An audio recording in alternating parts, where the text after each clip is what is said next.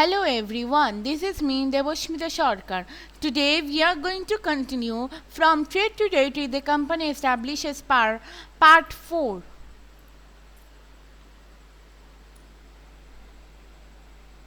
We will start from here. However, not all company officials succeeded in making money like life. Many died an early death in India due to disease and war, and it would not be right to regard all of them as corrupt and dishonest. Many of them came from humble backgrounds, and their uppermost desire was to earn enough in India, return to Britain, and lead a comfortable life.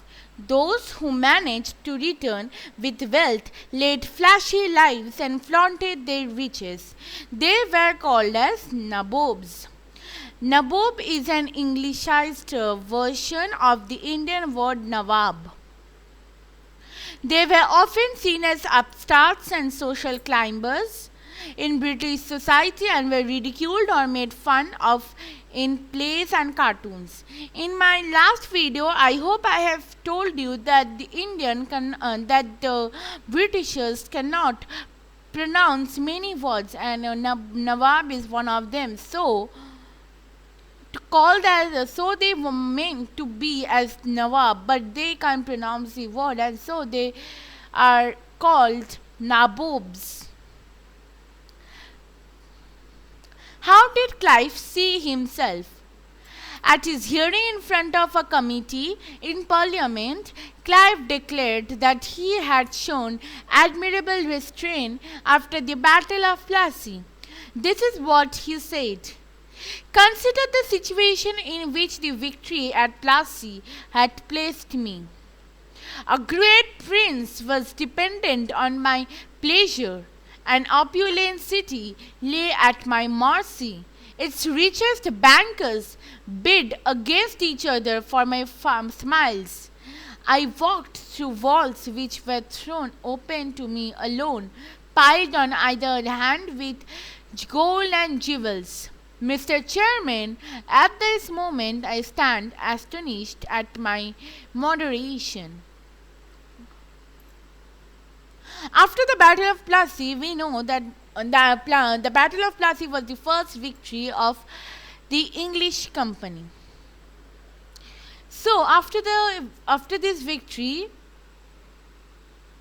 Robert Clive thought himself a great prince, thought himself a person whom a great prince was dependent. An opulent city was at his mercy. The richest bankers bid against each other for his smile. And he also mentioned that he walked through walls which were thrown open to him and piled on both the hands with gold and jewels. Company rule expands. I think many of you are thinking that what is the meaning of opulent city? So, opulent city is a wealthy city, a city who has wealth. Okay, so we continue. If we analyze the process of annexation of Indian states by the East India Company from 1757 to 1857, certain key aspects emerge. The company rarely launched a direct military attack on any unknown territory. Instead, it used a variety of political, economic, and diplomatic methods to extend its influence before annexing an Indian kingdom. After the Battle of Buxar, in 1764, the company appointed residents in Indian states. They were political or commercial agents, and their job was to serve and further the interest of the company. Through the residents, the company officials began interfering in the internal affairs of Indian states. They tried to decide who was to be the successor to the throne and who was to be appointed as the administrative post. Sometimes the company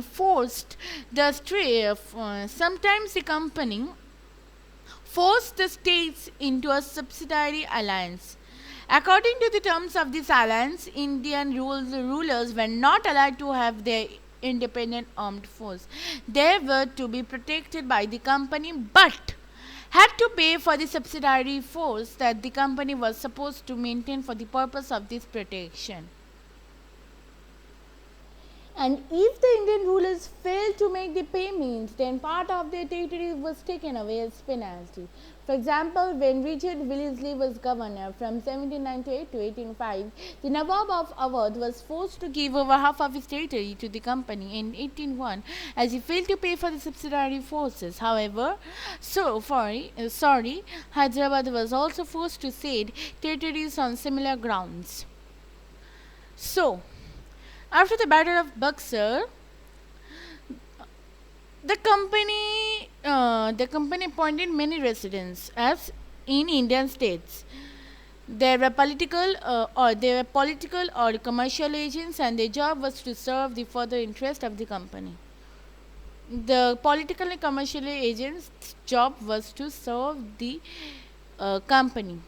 Through the residence, the company officially began interfering in the internal affairs of Indian states, and through these commercial or political agents,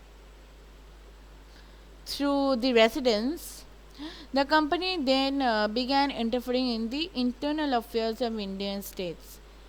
They tried to decide, they tried to decide the successor of the throne and who was to be appointed as the administrative post. They tried to be the king, the emperor.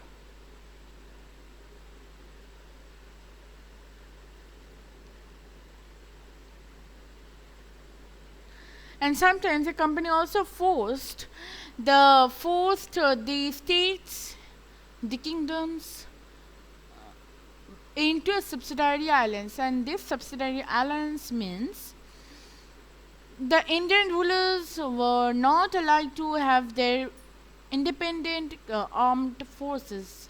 They have to be protected by the company, but they have to pay for the subsidiary force that the company is giving for them, for their protection.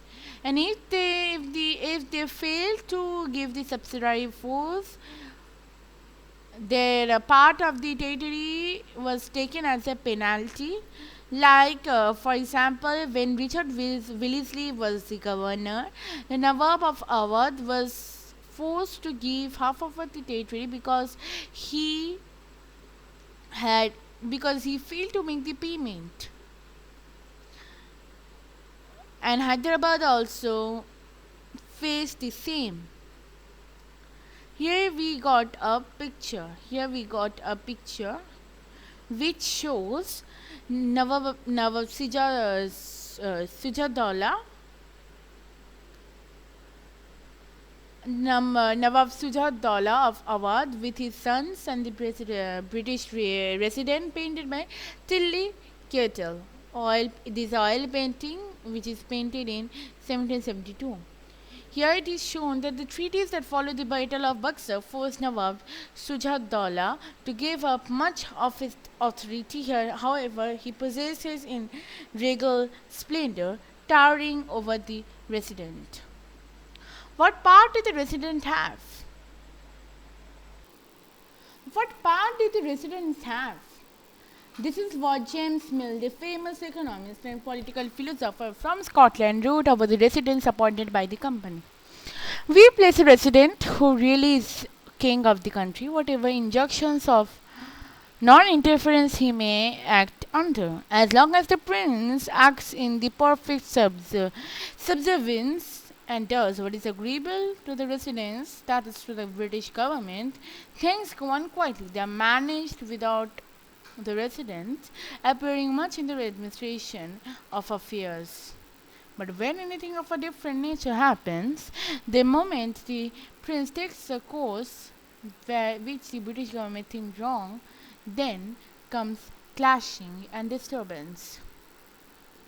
This means that the residents were the king, And when, as long as the prince or the king or the ruler acts in perfect subservience, submissiveness, submissiveness. Injunctions means instructions.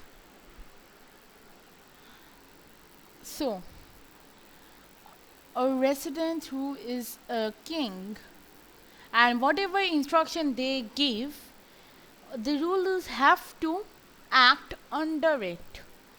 And as long as the ruler of that state, of that particular state,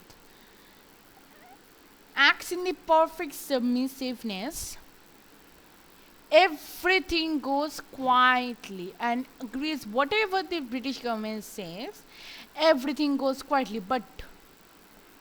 And they managed administration of affairs without the residents. But when anything goes wrong about their nature, then comes clashing and disturbance. This is a piece of information given by James Mill, the famous economist and political philosopher from Scotland in 1832.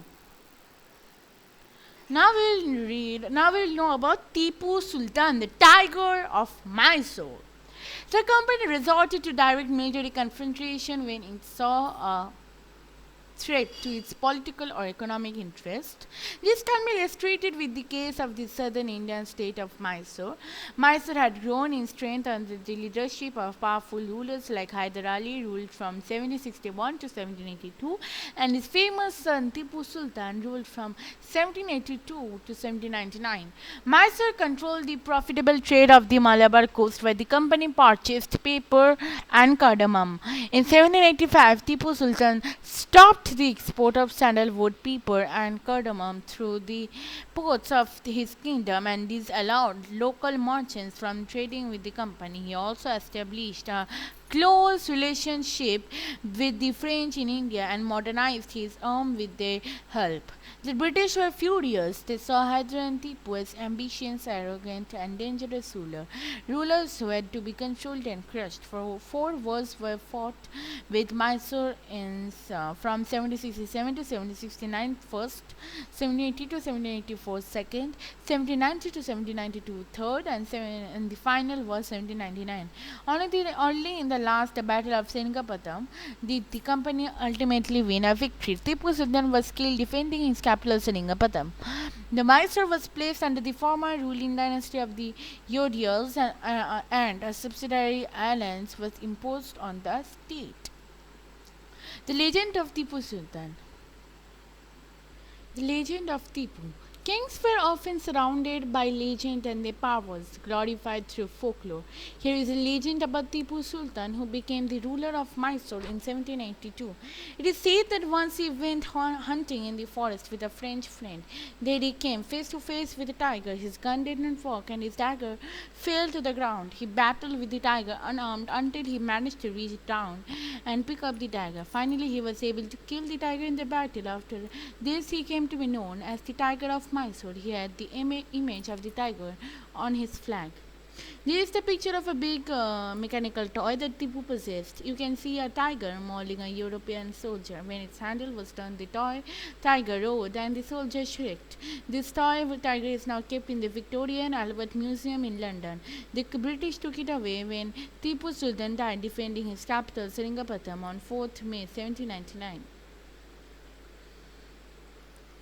So here we are seeing that the company resorted to direct military confrontation when it saw a threat to its political or economic interests, and this is illustrated with the case of the southern Indian state of Mysore. Mysore Mysore had grown in strength under the leadership of powerful rulers like Hyder Ali and his famous son Tipu Sultan. Mysore controlled the profitable trade of pepper and cardamom in Malabar coast. And when Tipu Sultan became the ruler, In uh,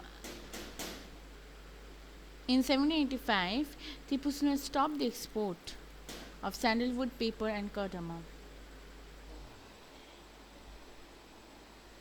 He also established a close relationship between the French in India and modernized his army with their help. Uh, seeing this, seeing this behavior, the British, the Britishers were got furious.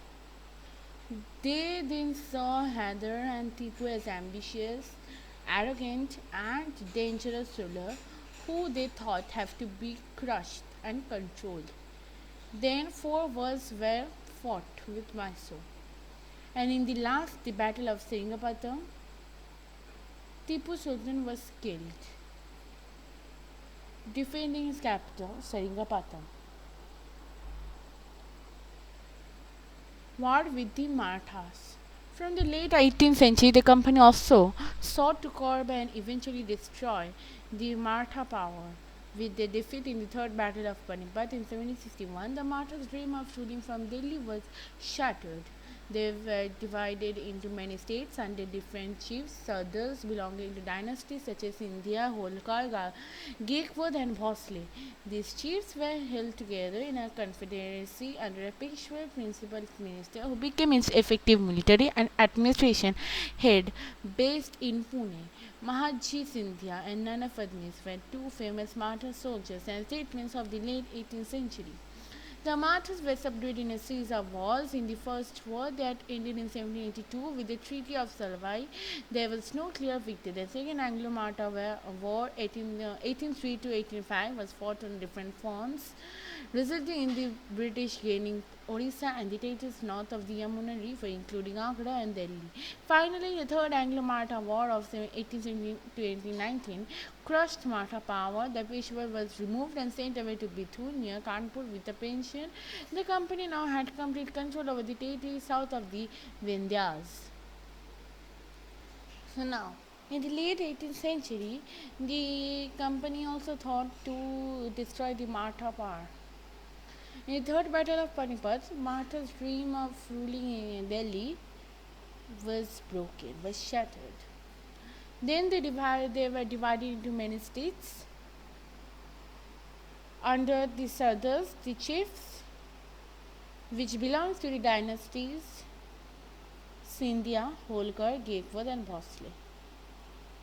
These chiefs were held together. Then these chiefs were held in an alliance under the principal minister, who is also known as Peshwa, who became the military and administrative head in Pune.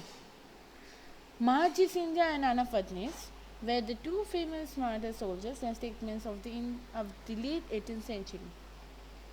The Marathas were subdued in a series of wars. The first war ended in 1782, where there is no clear victory, with the Treaty of Salwai. The second war was fought from 1803 to 1805, and it is fought on different fronts, by which the British gained Orissa and territories that are situated in the north of the Yamuna River, which includes Agra and Delhi. And in the third war, the Maratha power were totally crushed, were totally destroyed. The Peshwa was sent to Bithur near Kanpur with a pension, and the company and then the company had complete control over the territories that the Maratha were having, which is the territories south of the Vindhyas. So till this much, we will continue again. Bye bye, stay home and stay safe.